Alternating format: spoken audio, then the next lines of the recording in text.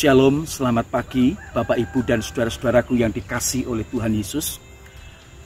Bersyukur hari ini saya bisa menjumpai Bapak Ibu dan saudara di dalam tayangan video singkat ini. Sebelum kita membaca dan merenungkan kebenaran firman Tuhan, terlebih dahulu kita akan tunduk kepala, kita berdoa. Mari Bapak Ibu kita sama-sama berdoa. Bapa kami yang ada di dalam surga, kami bersyukur ya Tuhan, setiap hari Tuhan izinkan kami untuk terus menikmati bagaimana anugerah Tuhan, penyertaan Tuhan terus begitu nyata di dalam kehidupan kami. Khususnya di pagi hari ini Tuhan, kami hendak membaca dan merenungkan kebenaran firman-Mu.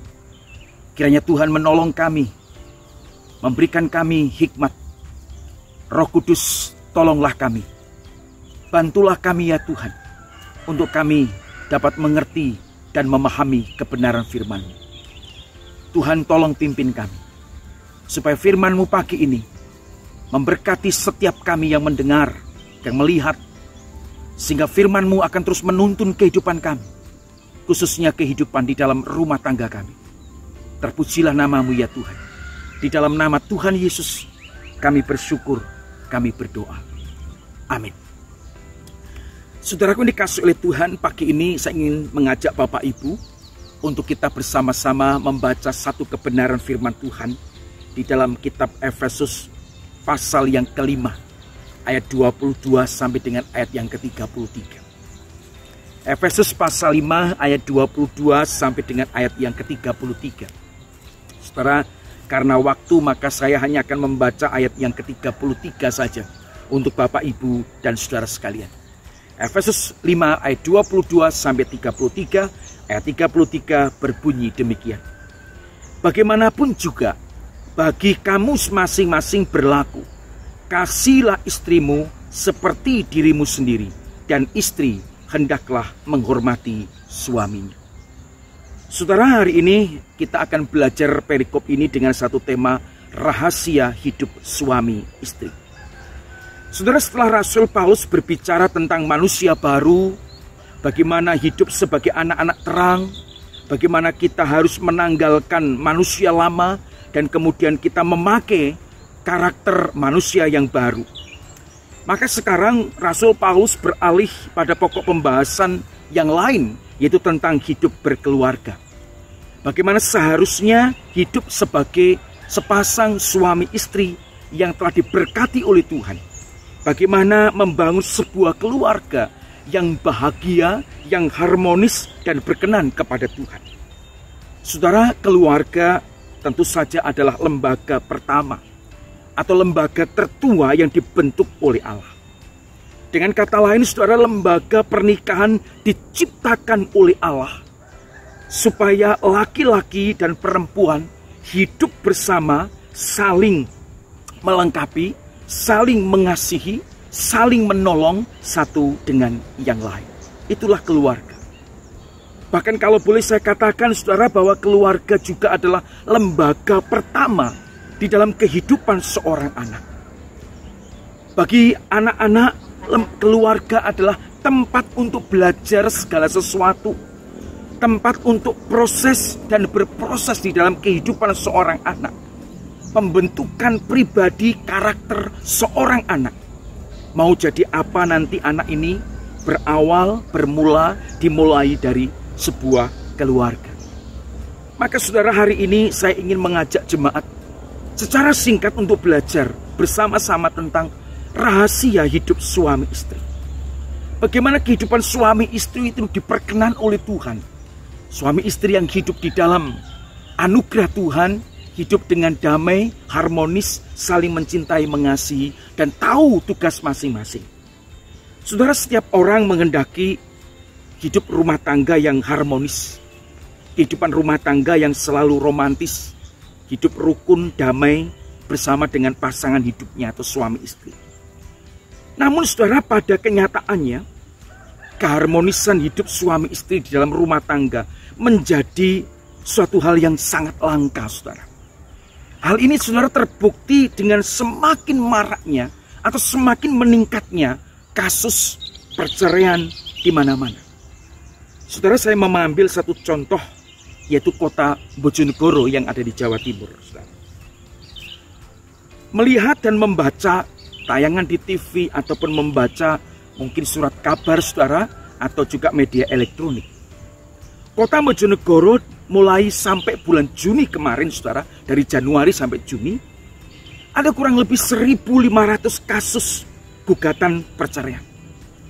Dari 1.500 itu saudara, ada 1.063 istri menggugat cerai suami.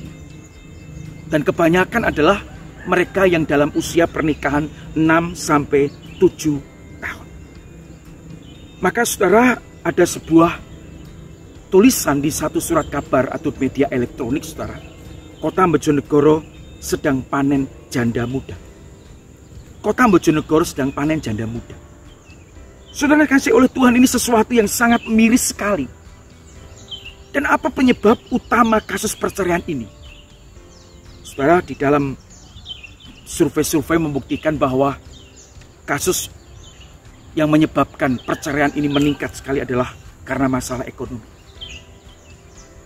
Saudara, dari awal pertama Allah merancang, menciptakan lembaga keluarga, pernikahan. Tidak pernah terbesit dalam kehendak Allah untuk adanya perceraian. Tuhan menciptakan pernikahan, lembaga keluarga, suami dan istri yang bersatu di dalam pernikahan itu. Allah menciptakan supaya mereka hidup harmonis, rukun dan damai sampai maut memisahkan mereka. Alkitab mengungkapkan saudara kunci di dalam memelihara keharmonisan ini. Dan kita bisa temukan di dalam Efesus pasal 5 ayat yang ke-22 sampai 33 ini. Bagaimana kunci, bagaimana rahasia untuk kita bisa memelihara keharmonisan di dalam rumah tangga kita. Saudara, yang pertama-tama, suami istri yang harmonis sangat ditentukan oleh bagaimana pasangan itu atau bagaimana kita mendasarkan pernikahan kita. Kepada apa kita mendasarkan pernikahan kita sangat menentukan kuat dan tidaknya, harmonis dan tidaknya akan pernikahan dan rumah tangga kita. Kalau kita mendasarkan pernikahan kita pada kasih Allah, kasih Tuhan, maka saya percaya dengan pertolongan Roh Kudus, maka kehidupan rumah tangga kita akan menjadi kehidupan rumah tangga yang harmonis dan hidup saling mengasihi satu dengan yang lain. Bukan lagi hanya cinta atau rasa suka sama suka yang menjadi dasar di dalam pernikahan, tetapi kasih Kristuslah yang menjadi dasar dan mengikat kedua pribadi yang pada mulanya berpisah kemudian disatukan di dalam ikatan pernikahan yang kudus. Saudaraku yang dikasihi oleh Tuhan, pertanyaannya adalah mengapa banyak keluarga yang tidak lagi hidup harmonis? Kenapa banyak keluarga rumah tangga yang hidupnya penuh dengan pertengkaran, dengan perselisihan, ada api neraka dalam tanda kutip di dalam keluarga-keluarga itu? Persoalannya adalah karena mereka hanya mendasarkan pernikahan pada cinta, suka sama suka, dan bukan pada kasih Kristus. Sebuah rumah tangga yang didasarkan pada kasih Kristus akan hidup saling mengasihi, melengkapi, menolong, mendukung, mendorong, dan lain sebagainya. Tidak egois, tidak selalu memikirkan apa untuk diri sendiri, tetapi selalu memikirkan apa yang baik bagi pasangannya. Saudara, kehidupan rumah tangga yang tidak didasarkan pada kasih Kristus, maka kehidupan itu akan saling menyakiti, saudara. Kehidupan akan saling berusaha melukai satu dengan yang lain. Efesus pasal 5 ayat 22 sampai 33 berbicara tentang di dalam pernikahan suami adalah kepala bagi istrinya. Karena itu istri harus tunduk kepada suaminya seperti kepada Tuhan. Jelas sekali kata firman Tuhan. Istri harus tunduk kepada suami seperti kepada Tuhan. Pertanyaannya saudara, mengapa istri harus tunduk kepada suami? Di dalam ayat selanjutnya memang dikatakan karena suami adalah kepala istri sama seperti Kristus adalah kepala jemaat. Ayat 22 jelas katakan, hai istri, tunduklah kepada suamimu seperti kepada Tuhan. Saudara, kata tunduklah di dalam bahasa Yunani dikatakan hupotasso. kata kerja yang mengandung arti terus-menerus. Jadi ketundukan seorang istri kepada suami bukan sesekali, bukan hanya waktu tertentu, dalam jangka waktu tertentu. Tetapi ketundukan itu adalah selama mereka sudah dipersatukan oleh Tuhan sampai maut memisahkan, istri harus tetap tunduk kepada suami. So, ada beberapa orang yang berpandangan bahwa hal ini sudah tidak lagi relevan untuk zaman sekarang ini. Sudah tidak lagi cocok untuk zaman sekarang ini. Ini membuat istri menjadi terpenjara, menjadi terkekang. Saudara, tetapi saya merasa ini adalah suatu pemahaman yang salah dan keliru. Ketundukan yang dimaksud di dalam bagian ini bukanlah ketundukan yang membabi buta, tetapi sebuah ketundukan yang ada batas-batas yang jelas. Artinya melakukan segala sesuatu perintah suami, tunduk kepada suami, tetapi ketundukan itu kepada yang pantas dilakukan di dalam Kristus. Yang pantas dilakukan sebagai orang Kristen. Perintah yang tidak berkontradiksi, perintah yang tidak bertentangan dengan iman atau nilai-nilai kebenaran dan etika moral. Inilah ketundukan yang dimaksudkan di dalam ayat yang ke-22 ini. Bukan ketundukan yang membabi buta. Betapa sedihnya saudara, banyak orang yang menolak akan ayat ini. Banyak wanita-wanita, istri-istri yang menolak akan ketundukan ini. Tetapi saudara, ketundukan kepada seorang suami adalah hal yang harus bagi seorang istri. Ketundukan dalam artian tunduk yang tidak berkontradiksi, yang tidak bertentangan dengan iman dan nilai-nilai kebenaran dan etika moral Kristen. Saudara, saya sangat sedih sekali ketika mendengar satu berita bahwa ada seorang suami yang begitu tega menjual istrinya. Dan ini saya rasa adalah sesuatu yang sangat miris sekali. Dan seharusnya istrinya itu tidak tunduk kepada suami. Sekali lagi, ketundukan di dalam bagian ini adalah ketundukan yang ada batas-batasnya. Jika istri harus tunduk kepada suami, hal yang senada, yang setara juga berlaku bagi para suami. Suami tidak boleh semena-mena terhadap istrinya. Suami pun harus mengasihi istrinya sama seperti tubuhnya sendiri. Pada ayat yang ke-25 dikatakan, "Hai suami, kasihilah istrimu sebagaimana Kristus telah mengasihi jemaat dan telah menyerahkan dirinya baginya." Saudara, kasih di dalam ayat ini memakai kata agapau atau agape. Artinya kasih yang tidak mementingkan diri sendiri. Kasih tanpa syarat, kasih yang bersifat kekal. Dan di dalam kasih agape ini ada satu penerimaan yang total. Menerima kelebihan dan juga kekurangan pasangan kita. Seorang suami harus mampu mengasihi istrinya tanpa syarat. Harus mampu mengasihi istrinya dan tidak mementingkan dirinya sendiri. Harus mampu mengasihi istrinya dengan kasih yang bersifat total. Bukan separuh-paruh, bukan setengah-setengah.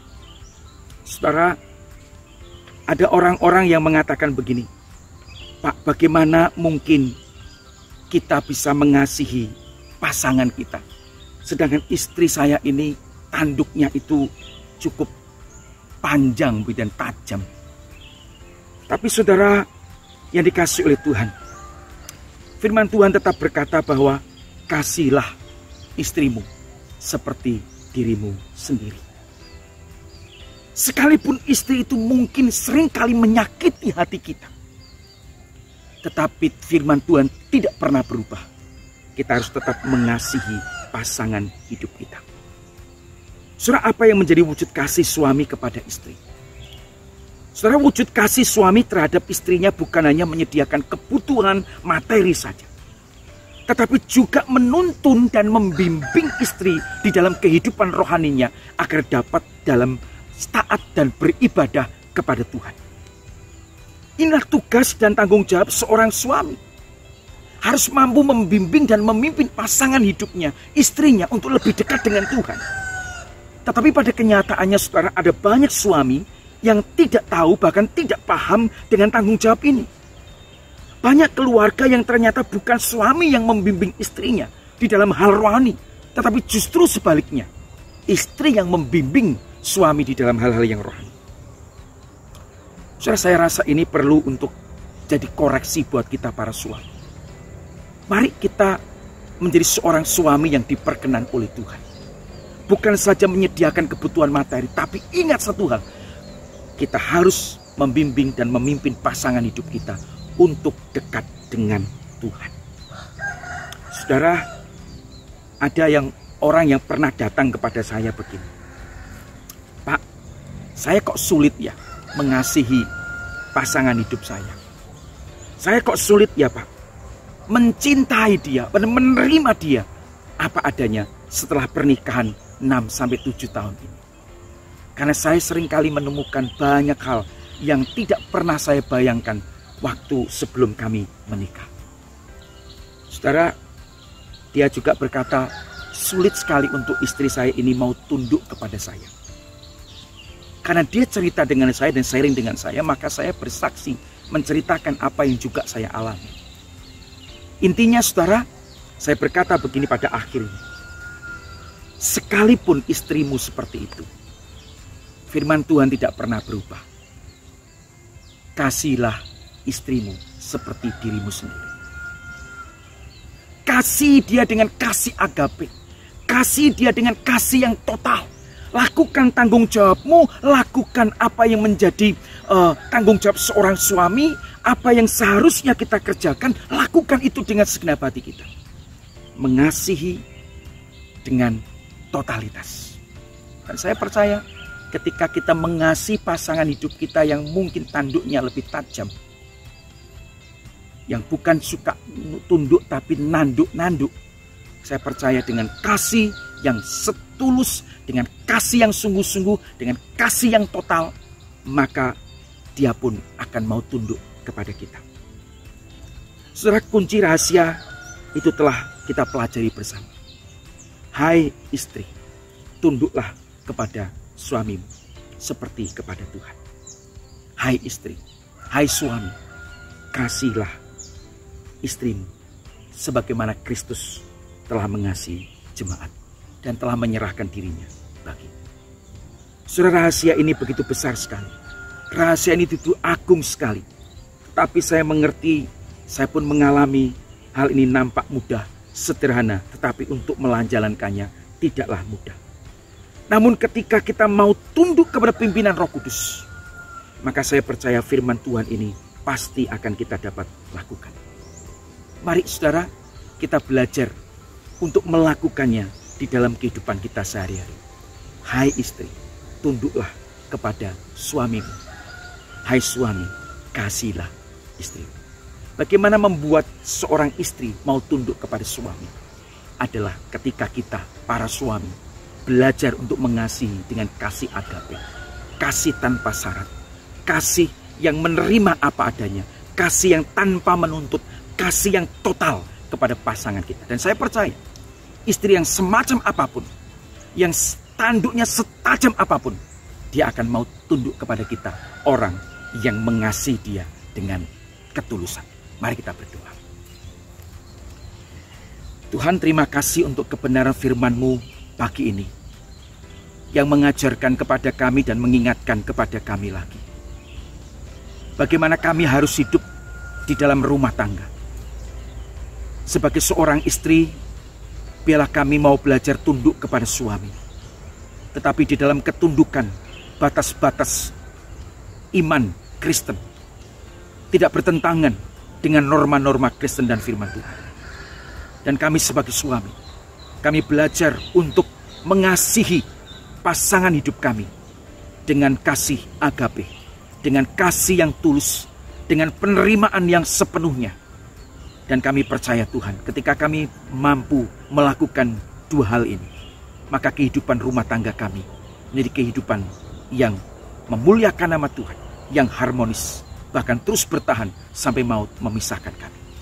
Berkati rumah tangga yang hari ini sedang bergolak, yang sedang di dalam pergumulan, yang sedang di ujung tanduk, yang kurang baik hubungan mereka. Tolong Tuhan, Engkau memberkati mereka. Terima kasih Tuhan untuk firman-Mu pagi ini. Berkati dan tanamkan di dalam hati kami masing-masing. Terpujilah namamu, di dalam nama Tuhan Yesus kami bersyukur, kami berdoa. Amin. Tuhan Yesus memberkati kita semua. Haleluya. Amin.